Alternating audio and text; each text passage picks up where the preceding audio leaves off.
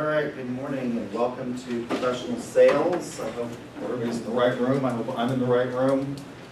It's early in the morning, so I'm not sure. I think I looked on the door and that's what it says. Anybody not supposed to be in professional sales? All right, so everybody's in the right place. Just a disclaimer, it's on the syllabus, which was not able to be uploaded to D2L in advance for technical reasons because D2L is a horrible learning management system, so there's all kinds of problems with it, and I wasn't able to upload it. This class is recorded and then broadcast on YouTube. So if you're in the witness protection program before your face shows up on the camera and you're identified by the mafia, you need to let me know so that we can move you into the other section of professional sales. You're in the witness protection program? Okay, well, if nobody's in the witness protection program, that's my disclaimer, so it will be broadcast live, or not live, it will be broadcast on YouTube. I'm going to work on going live with the class sessions, but haven't quite got all the kinks worked out on that. So this will be recorded and put up on YouTube, so you'll be able to watch the classes afterwards. If you miss a class, you can obviously get on and view the class that you missed. So that's my disclaimer for this morning. We are going to start by playing Sales Survivor. So I want you to, on a sheet of paper, take it out, print your name, your first and last name. Nobody in here is Cher or Madonna. So I love it when students turn in papers to me and they just have Mike. You know how many Mikes? I'm supposed to know who that is. So print your first and last name. And I want you to, in 3 well-written, complete sentences, list, so you'll have one for each strength. List your people.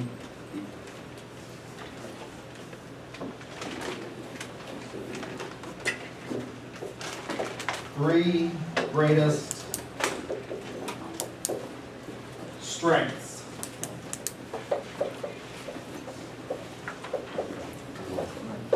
List your 3 greatest strengths. Now, there's one caveat. You may not tell me in this assignment that you are a hard worker, because it's a lie. One of the things we know about your generation is you don't like to work. That's not necessarily a bad thing. I don't like to work either. That's why I have this job. It's the closest thing to not having a job that you can have a job. So everybody's going to say that. Everybody's going to say I'm a hard worker. It's not true for most of you. Maybe true for 1 or 2 of you, but most people are not hard workers. And even if you were a hard worker, that's not necessarily an admirable attribute in today's modern economy. If you're out there on your 40 acres with a mule planting wheat, which is what we grow in Oklahoma, we grow a lot of it here, you're working hard and you're going to go broke. And you're probably an idiot. Because that's not the way we farm anymore. We don't go out and plow with a mule, plant seeds, and then collect them, right? You may be working hard, but that's not terribly efficient. And so what you want to be is maybe a smart worker. So list your 3 greatest strengths. After you do that, I want you to find a partner to discuss your 3 greatest strengths with, and anything else that you want to tell them about yourself that will keep you from being voted off the island. Because what we're going to do is we're going to practice selling here in the first few minutes of class. You're going to get up and you are going to sell your partner to the class. So everybody's going to get up and they're going to have to introduce their partner and sell them and try to get us to vote to keep them on the island. All right, so we're going to work in groups in this class in 2 ways. We'll work in dyads, and the last project, the final project, will be a sales presentation, which you'll work with your partner in producing a sales presentation, a full sales presentation of a product or service that you select. Everybody will be both a buyer and a seller in that process. So I want you to get to know each other early. You can switch partners if you don't like your partner throughout the semester, but find somebody and work with them to introduce yourself. And then after we do that, then we're going to use those 3 strengths, and we're going to get into bigger groups, and you're going to come up with a team, a bigger group, because we'll do some team exercises in here, because team selling has become an important thing in the sales process today, and we'll work in a team and develop a team brand identity for your group. So I'm going to give you about 15 minutes to do that. If it gets really loud in here and you want to go out in the hallway, you're welcome to do that.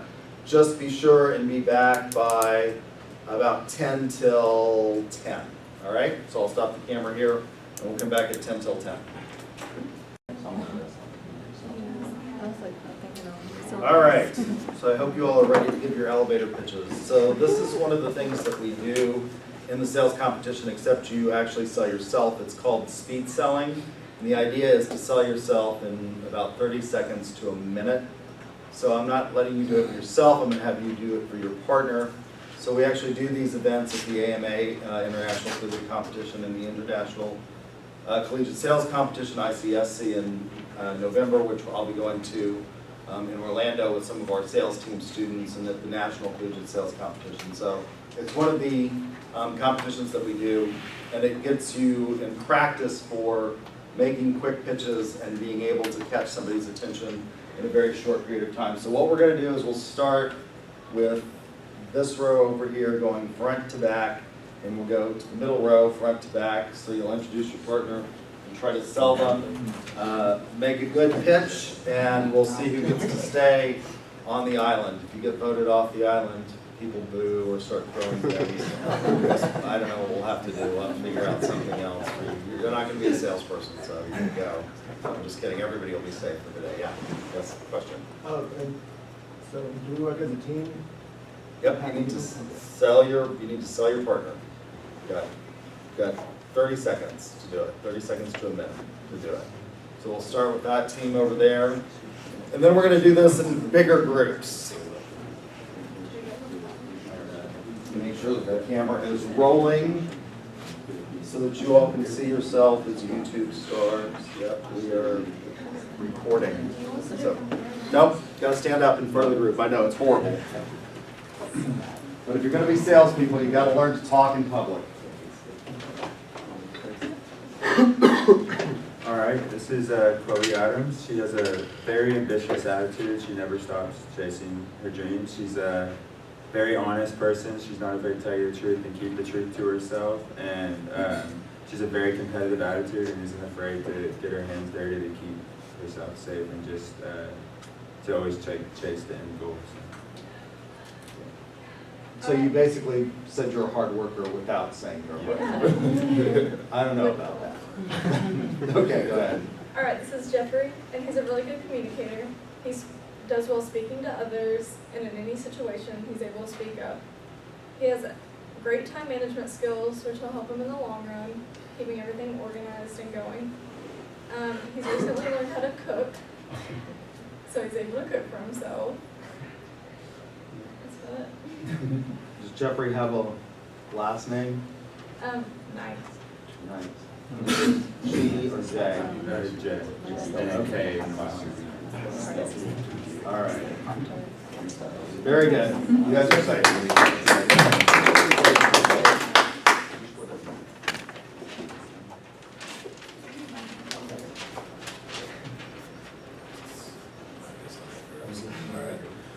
This is Iota. I'm known for 10 minutes, and I feel like I can depend on him already. He's a great guy. His 3 strengths is he's good at thinking logically. He's also good at working with other people. Third, making plans is also his strengths and details. And that's it. Okay.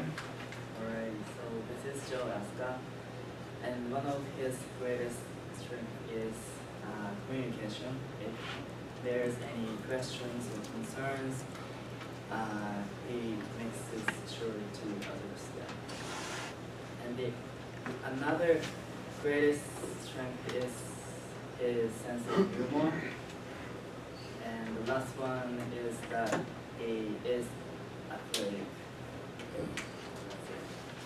Okay. Very good.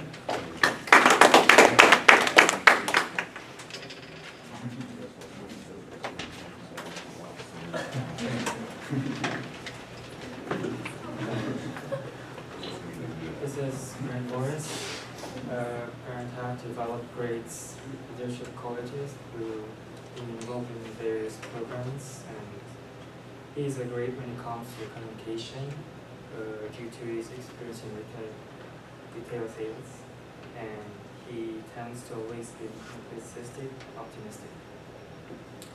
This is Jack John. He's an exchange student from Korea. He had to do military service, and he went through a lot of things that most people could not go through. He gained a sense of responsibility through that. He gained time management as well. He's also an adventurer. He came to Oklahoma from Korea just to learn English. So he has a spirit of adventure. Okay, very good.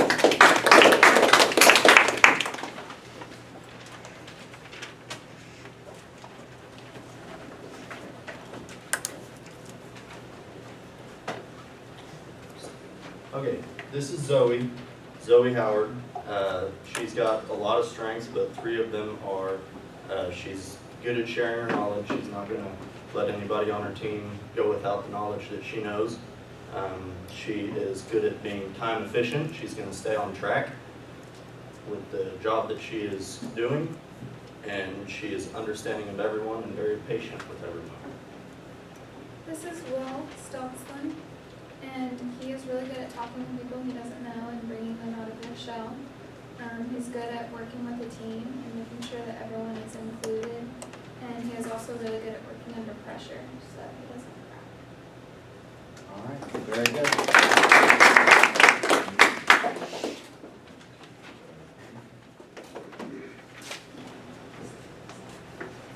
Hello guys, this is Caleb Williams, and the 3 strengths that he has is he has multiple leadership roles, which he's leadership skilled, and he knows the ins and outs of sports, so any sports, he can tell you about it. And he knows how to work in real estate business, so. This is my friend Ed Perez. Ed Perez has been business-minded since he came out the womb. He has a great sense of humor. He has a lot of sales experience. And Ed not only speaks English, but he speaks Spanish too. Can you show him a little something, Ed? Buenos. Yeah. You don't know what that means? Exactly. You need Ed. All right.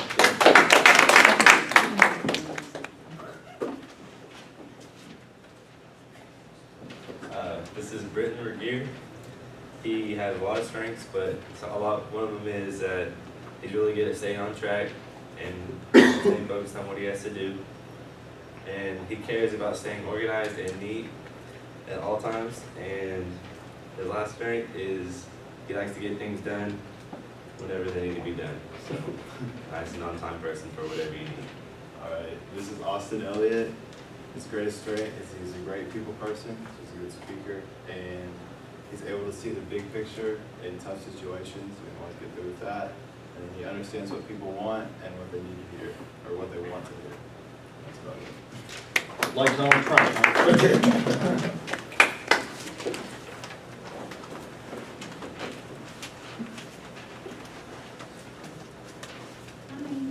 All right, guys, this is Nikki Shaw. She's from Blanchard, Oklahoma.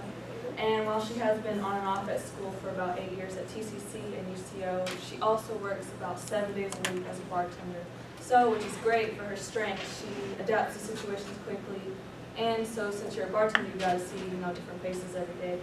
I also believe it's admirable that one of her strengths is like enjoying constructive criticism and feedback to better herself. This is Elena Tarset. She's an Edmonite, so she kind of knows the ins and outs of all of the area. Whenever she's learning something new, she's able to adapt pretty quickly. She's known as being reliable and trustworthy. So if you need anything on this little island, she can hook you up. Especially since she likes pineapples and goes to the coffee shop. And at all times, she's open-minded, so she's ready to take on whatever throw at her.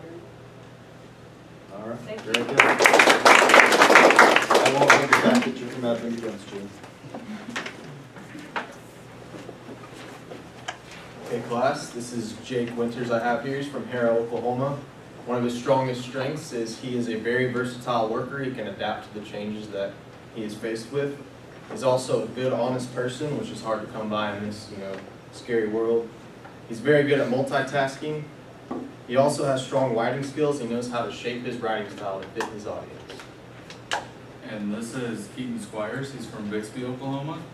His number one strength is learning from failures and not letting them affect future decisions. He never makes the same mistake twice. No matter the circumstance, he pays attention to detail, and he's very respectful, and he lives by the motto, treat others how you'd like to be treated.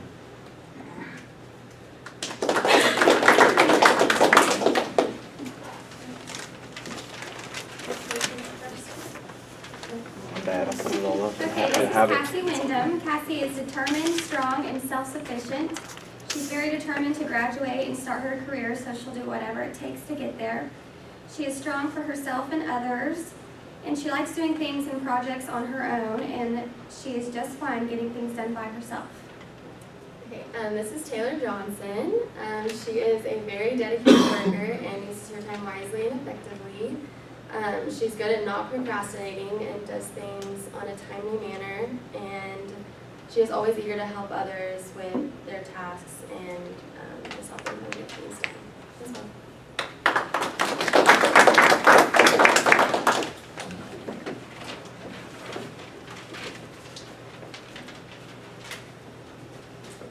Hello. My friend here is Abaso Vida. He goes by Vida.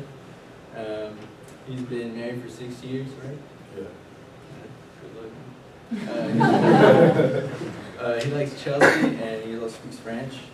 His three strengths are he's really good at time management. He's really self-confident person, and he's pretty well organized. Hello class, I'm going to introduce my partner Manuel Lopez today. First is bilingual, we speak English and Spanish, and they also go to work with animals, how to train dogs, horses, everything. And I kept the best one for the last, how to make sandwiches, better than, every fast food you can find here in the US. Thank you.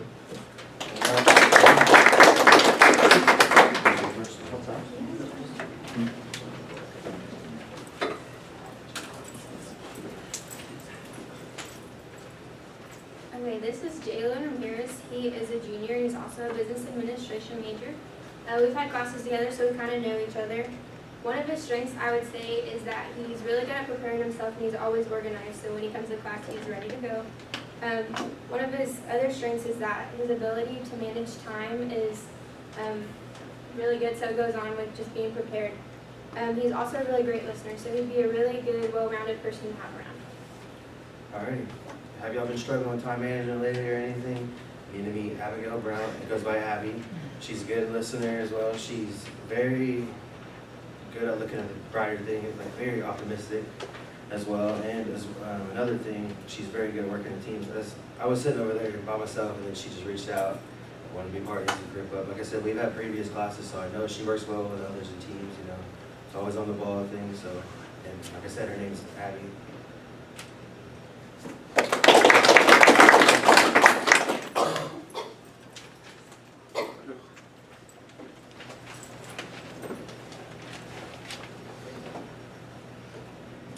Hi everyone, this is Blake Berryhill. Blake is someone that you really want on your team because he is generally a very creative person and he can think outside the box when he's faced with adversity. Secondly, his dedication is a trait that he possesses. Therefore, he doesn't tend to shy away from any kind of challenge or when a job gets difficult. And lastly, he is a very honest person. And he's someone that you would want to trust and have on your team. And he's really easy to work with. So. Yeah, my partner is Myra Lopez. She's a very patient person, and she likes to take her time understanding people. She also believes that she has fantastic communication skills, which helps her with working with colleagues. And her being bilingual also makes it very easy for her to relate to people in different cultures. And she's gained all this experience through sales.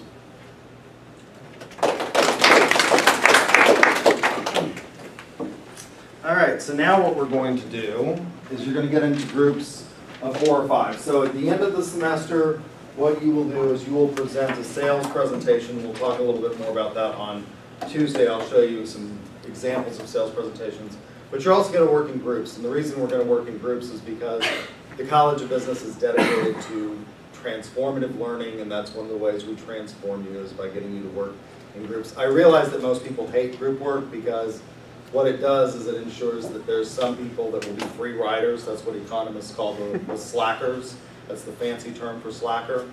But it's sort of important because when you go out into the business world, you will have to work in groups. You're not going to work as individuals. You will have to work in teams, and so that's important. Even in sales, team selling has become an incredibly important task. So what I want you to do for the second part of this of this Survivor Marketing Challenge is I want you to get into your teams of 4 or 5, choose about 4 or 5 people. I say 4 or 5 because that's a good number, so we'll have about 3 or 4 teams in here. Two people is, you know, a dyad, and that's the smallest group you can have. I want a little bit bigger than that, and not just a mutual admiration society, but something more diverse. If you get to about 10 people, it becomes unwieldy, and so 4 or 5 is a good number. So talk about your strengths with each other and develop, based on those strengths, a team name. So you're going to develop a team name. And I will set up drop boxes in D2L for your team critical thinking challenges, which will be part of the graded exercises in this class. I will give you time in class to do those. So develop a team name. Then answer the following questions. Why, with a complete, logical argument, should everyone take at least one sales class? This class is not required for most majors. You don't have to take it. You don't have to take a marketing class if you're a political scientist. That's what I started out as a political scientist. My academic career has been sort of varied. I got a bachelor's and master's in political science, not in marketing. Never took a marketing class until I went into my PhD program in marketing. So why should everyone have to take a sales class? And come up with at least 3 reasons, 3 rationale for that. And then the third question, so the first question is your team name. The second question is why should everyone take a sales class, 3 rationale. And then for the third question, are salesmen or salespeople born or made? And then justify your answer. So, get in groups of 4 or 5. I'm going to give you the rest of the class period. I'll hang around here. I might walk around a little bit. I broke my hip 2 years ago, and so I have to walk to keep from getting stiff. So I'll walk around, but I'll be around here if you have questions. And then what we'll do on Thursday is you'll present your group challenge. Sorry, I was We'll have the second round of sales survival. Greg, are you there?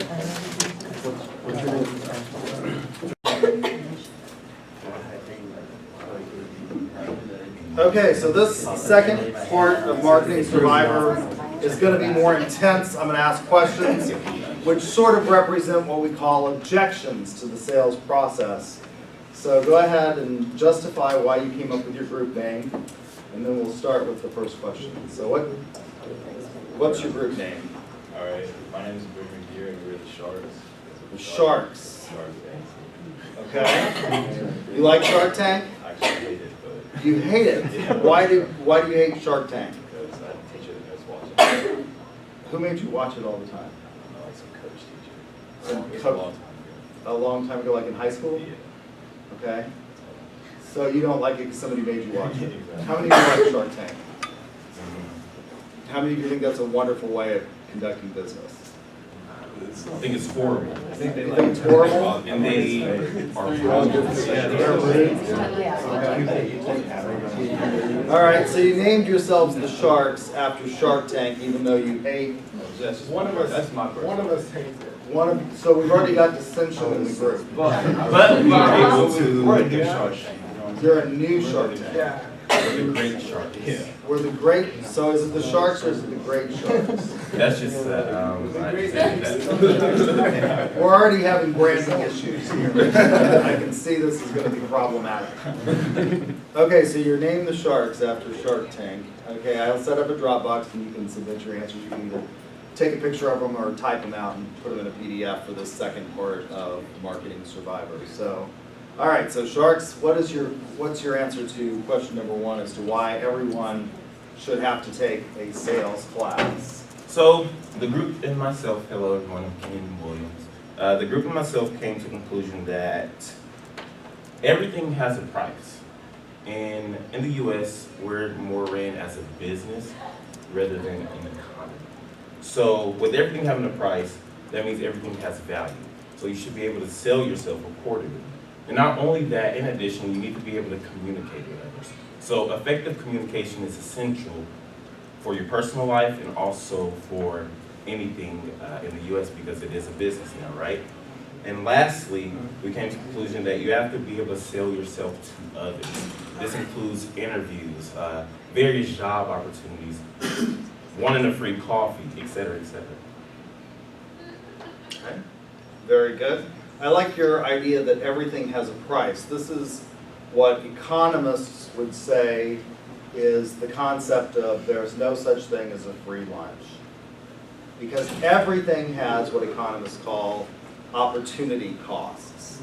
Your opportunity cost for sitting in this classroom, for example, is that you can't be taking business calculus at this time if you're in this classroom. It's physically impossible to be in 2 places at once. And so, yeah, I think everything does, your observation about everything has a price is correct. Everything does have a price. Even something as intangential as friendship. What is friendship? It's a concept. It can't be touched, seen, felt. I guess it can be felt with your emotions, but even friendships have costs, don't they? Can you have an unlimited number of friends? With Facebook, we seem to think that we can have an unlimited number of friends, but really, in terms of real friendships, can you have an unlimited number of friends? No. There's only so many hours in the day. To have true friendship, you have to spend time with your friends, don't you? To build those relationships, to nurture them. It's more than just about being online and having a list of people. Real friendship involves sacrifice, doesn't it? Maybe doing something else that somebody wants to do when you want to do, lay in bed, stay on the couch, eat cheesy poops with your Mr. Kitty, something like that. So yeah, everything has a cost. I think that's important. So you think you can learn effective communication through sales? I agree with that. I think that's a good answer. And you can sell yourself to others. I think that's an important observation. So you guys are safe. Very good. Good first. So I will set up a Dropbox right after class. The second group, in the middle.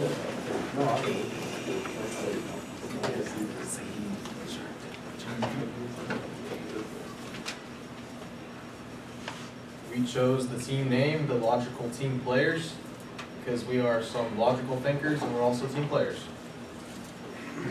Logical team players. That's a sales pitch right there. So for the first question about how everyone should take at least one sales class, I think it boils down to the experiencing, the exposure, and just getting outside your comfort zone. I don't really think that having a sales class just restricts you to marketing or business. It can apply to any other field that you are interested in. Yeah.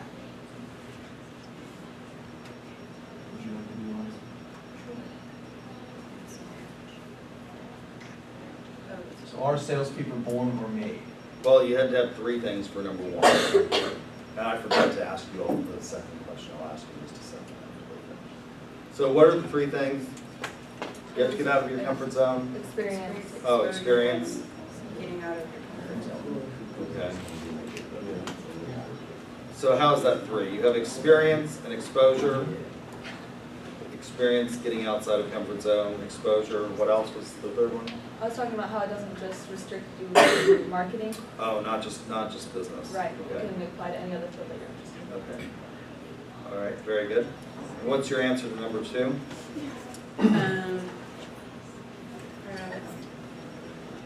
It can be both, I think. Sometimes people are born with natural skills and other times they're not, but whenever they're not, the best salespeople are the people that aren't born naturally a good salesman. They make themselves that way by putting in the work and the effort because it's something that they want. Okay. Can you take somebody who's agoraphobic? What's agoraphobic? Yeah. Huh? Someone that doesn't like to leave their house. Yeah, they don't like to leave their house. They're extremely afraid of the external contact with the world. Could you take that person and make them a salesperson? No. You're shaking your head yes? Internet sales. Really? Internet's okay. All right, anything's possible. Okay, very good. You guys are safe. So what did you guys, don't make you stand up again, but what did you all come up with for the second question? We said both. Both? Because like some people are like born into it and they basically don't have like as much of a choice of what they have to do besides like the only way out. And some people are made into it because of like something that they're passionate about. Okay. So you think it's both?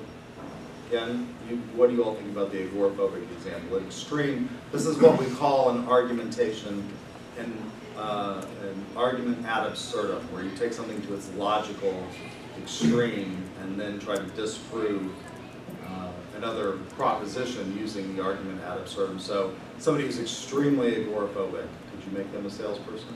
They seem to think that you can with internet sales. You think you can drag them out of their house and force them to sell? Not necessarily drag them out of their house, but you can teach them sales because there's various different types of sales. Just like internet sales, you got people-to-people sales, business-to-business sales, and they can literally do it all from their phone. Okay. He or she has to be able to buy stuff, and in order for them to buy stuff, they have to know about the product. And us knowing about the product, they'll be like, oh, I've grown to this product, I can sell it now. Okay. And you don't have to leave your house, you could do it all online. Yeah. People are building entire businesses. There are people who sell on nothing but eBay anymore. In fact, I've known several small business owners that had stores. One was a business in Guthrie called Camden's Closet, and basically it was sort of mid-price to upper range kids clothing, which I don't sort of understand because kids grow out of their clothing really, really fast. I don't understand sort of, but there are people that want to, buy sort of this upper range. And it was remarkably not successful as a physical location because Guthrie is not exactly a hotbed of economic prosperity. I'm from there. I say this as the person who used to be the vice mayor of the great city of Guthrie, Oklahoma. But when she went online, put it all on, I think eBay and a couple of other sites, it's been a big success. And she sells completely out of her house online now. It has this little, sort of boutique business. So yeah, I think you probably could in this day and age. Would that have been true 20 years ago? No. No? Yes. So there is a temporal, you think you could have done it 20 years ago? Yes. How so? What's 20 years ago? That's like 2000, 1998. eBay was like 1995. Okay. Before eBay, could you have done it? Yes. How? Because you can have people work for you.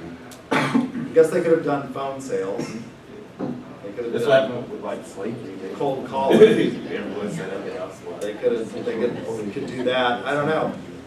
Can you give them really good drugs and get them to come out of the house? Lots of anxiety pills. Might not be as much. Might not be what? Function, right? Trying to sell. Maybe. Or maybe they'd be more Could be. persuasive. The more you give them, the more persuasive they become. All right, we'll do one more group. We'll do this group, and then we'll finish on Thursday. I'm gonna get your team name so I can create drop boxes quickly. For you to put stuff in before you leave, though. You know, you have something you don't necessarily go on. Yes, sir. You don't have to have the book, there's no connect access. Okay, so our team name is BTCM, and we came up with that because it's our first initial of our names. So why should everyone take at least one sales class? We said because it gets the person out of their comfort zone and it strengthens their public speaking. It makes one a better negotiator, and it helps a person all around, like with communicating and all of that. Our salespeople born or made, we said both because some people are naturally well at selling and better with words than others, but with practice they can be made into a salesman. Okay. All right, I'll buy that. I like the idea, you said getting people out of their comfort zone. That's what the other groups have basically said. You said it will help with public speaking. I think that is true. Particularly if you go into business-to-business sales, because you're going to have to make presentations in front of more than one person, which is why I have you do this on the first day, get up. Even though the students tell me that they hate to speak in public, it's one of their least favorite things to do. Even business students say that. They have, I don't understand this. I wanted to be a country and western superstar, but I'm a tone-deaf flat baritone, so I had to become a college professor instead. But I love karaoke. I mean, if there's a karaoke machine, the most dangerous place in the world to be is between me and a karaoke machine, because I just love to sing. I'm not any good at it, but I love it. It's on my YouTube channel, you can see it, along with videos of this class. But I like to get up and talk. I like to hear my own voice, but most people don't, and so I think that is an important thing. Selling will help you with that. It will help you overcome those if you have to do, particularly like I said, business-to-business sales, where you're not talking to a person, but you're talking to a group of people. I like the idea that you focused on your second thing, negotiate, your third thing, negotiation.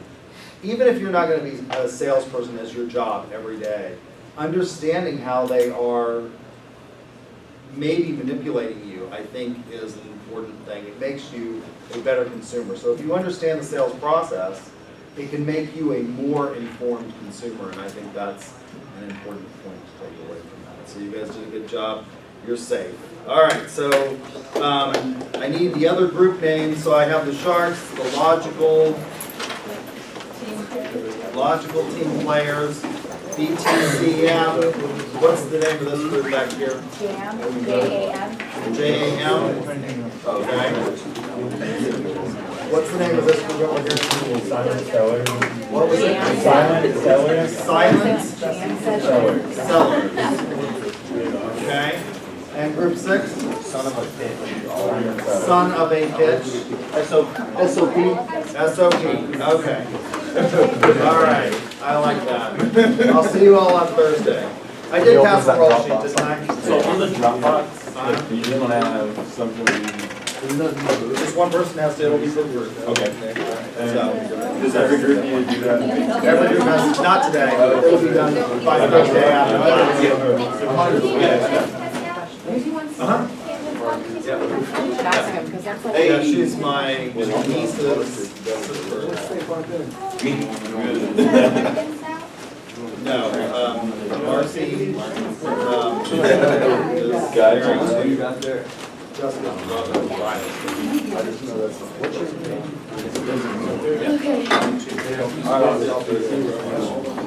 Yeah, I'll get it. Yeah.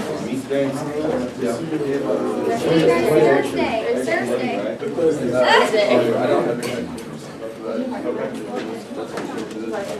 That's all right. Yeah, I did out there on that.